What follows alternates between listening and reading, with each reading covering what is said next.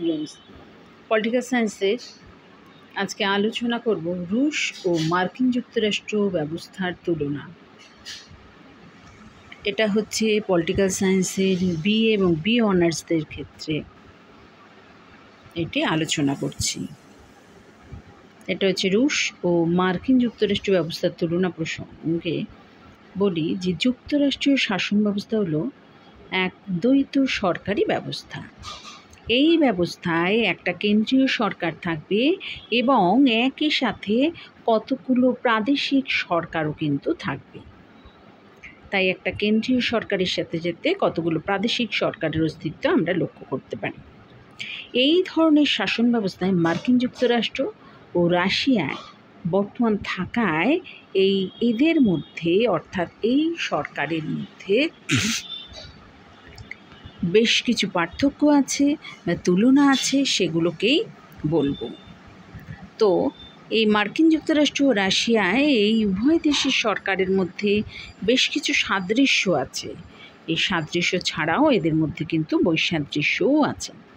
তো সাদৃশ্যগুলো হলো কাঠামোগত বিচারে এই উভয় দেশের শাসন ব্যবস্থা কিন্তু যুক্তরাষ্ট্রীয়। মার্কিন যুক্তরাষ্ট্র বেশ কিছু অঙ্গরাজ্যের সমবায়ে গঠিত, রাশিয়াও কিন্তু বেশ কিছু প্রজাতন্ত্র এবং তাদের ভূখণ্ড এবং বেশ কিছু অঞ্চলের সমবায়ে গঠিত। আর উভয় দেশের সংবিধানই কিন্তু লিখিত এবং দুষ্পরিবর্তনীয়, অর্থাৎ সহজে কিন্তু এই সংবিধানগুলোকে পরিবর্তন করা যায় না। তাহলে এগুলোই হচ্ছে এই দুটো শাসন ব্যবস্থার সাদৃশ্য।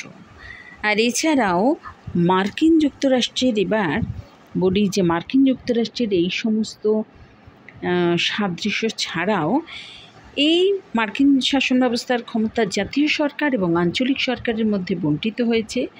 রাশিয়া যুক্তরাষ্ট্রীয় সরকার ও যুক্তরাষ্ট্রের একক সমূহের সরকারের মধ্যে বণ্টিত হয়েছে ক্ষমতাটা। আর মার্কিন যুক্তরাষ্ট্রের অঙ্গরাজ্যগুলোর স্বতন্ত্র সংবিধান আছে, রাশিয়ারও কিন্তু স্বতন্ত্র সংবিধান আছে। মার্কিন কংগ্রেস দ্বিকক্ষ বিশিষ্ট, উচ্চকক্ষ সিনেট এবং নিম্নকক্ষ হচ্ছে জনপ্রতিনিধি সভা। আর রাশিয়ারও কিন্তু আইনসভা, এটাও কিন্তু যুক্তরাষ্ট্রীয় সভা অর্থাৎ দ্বিকক্ষ বিশিষ্ট। একটা কক্ষ হচ্ছে যুক্তরাষ্ট্রীয় পরিষদ আর অপরটা হচ্ছে ডুমা অর্থাৎ রাষ্ট্রীয় ডুমা বলা হয়। আর উভয় ক্ষেত্রে রাষ্ট্রপতি হলেন শাসন বিভাগের শীর্ষ স্থানাধিকারী। আর উভয় দেশে যুক্তরাষ্ট্রীয় শাসন ব্যবস্থায় কেন্দ্রীয় ভবনের প্রবণতা দেখা যায়। আর উভয় দেশেই সুপ্রিম কোর্টের বিচারপতিদের নিয়োগ সংক্রান্ত রাষ্ট্রপতির সিদ্ধান্ত আইনসভার উচ্চকক্ষ কর্তৃক অনুমোদন সাপেক্ষ। এগুলো সাদৃশ্য হলো, এবং এই সাদৃশ্য ছাড়া বেশ কিছু বৈসাদৃশ্য আছে।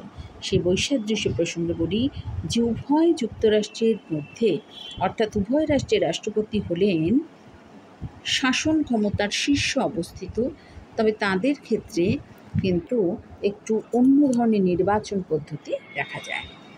মার্কিন রাষ্ট্রপতি নির্বাচিত হন একটা নির্বাচক সংস্থা দ্বারা, আর রুশ রাষ্ট্রপতি জনগণের দ্বারা সার্বজনীন প্রাপ্তবয়স্কের ভোটাধিকারের ভিত্তিতে নির্বাচিত হন। আর মার্কিন রাষ্ট্রপতির মতো রুশ রাষ্ট্রপতির ভেটো ক্ষমতা সংবিধান স্বীকৃত নয়। আর মার্কিন যুক্তরাষ্ট্রের উচ্চকক্ষ নিম্নকক্ষ অপেক্ষা বেশি শক্তিশালী, আর রাশিয়ার উচ্চকক্ষ অতটা কিন্তু শক্তিশালী নয়। আর মার্কিন যুক্তরাষ্ট্রের মতো রাশিয়ার শাসন ব্যবস্থা কিন্তু বিচার বিভাগীয় সমীক্ষার নীতি স্বীকৃত নয়। আর এক্ষেত্রে বলি লাস্টলি হচ্ছে যে মার্কিন যুক্তরাষ্ট্রে মূলত 4 ধরনের আদালত আছে: জেলা আদালত, যুক্তরাষ্ট্রীয় আদালত, বিশেষ আদালত এবং সুপ্রিম কোর্ট। কিন্তু রাশিয়ায় কিন্তু 3টে আদালত আছে, শীর্ষস্থানীয় 3টি আদালত রয়েছে। এক হলো সাংবিধানিক আদালত, 2 সুপ্রিম কোর্ট এবং 3 হচ্ছে উচ্চতর সালিসি আদালত। তাই আজকের আলোচ্য বিষয় ছিল রুশ ও মার্কিন যুক্তরাষ্ট্রীয় ব্যবস্থার তুলনা। এক্ষেত্রে এটি দেখো আমি সাদৃশ্য আলোচনা করে দিয়েছি এবং বৈসাদৃশ্য বা তুলনা আলোচনা করলাম। এটা হচ্ছে পলিটিক্যাল সায়েন্স।